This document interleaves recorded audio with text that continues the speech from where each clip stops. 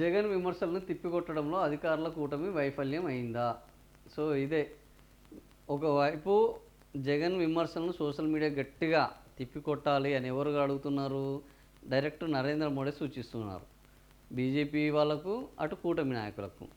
జగన్ విమర్శలను తిప్పికొట్టడంలో మంత్రులంతా విఫలమయ్యారని చంద్రబాబు నాయుడు విమర్శిస్తున్నారు. సో, మరి ఇది నిజమా? కేవలం అట్లా జరిగిందా అని మనం కూడా ఒక పోల్ పెట్టాం. ఇందులో 32,000 మంది పాల్గొన్నారు. సో, జగన్ విమర్శలను తిప్పికొట్టడంలో అధికార కూటమి వైఫల్యం చెందింది అని 66% మంది అభిప్రాయపడుతున్నారు.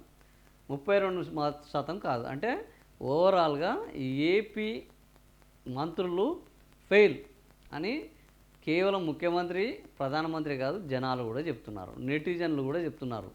మీరు జగన్ని సరిగ్గా ఎదుర్కోలేకపోతున్నారు. మీరు జగన్ చేసిన ప్రచారాన్ని తిప్పికొట్టలేకపోతున్నారు.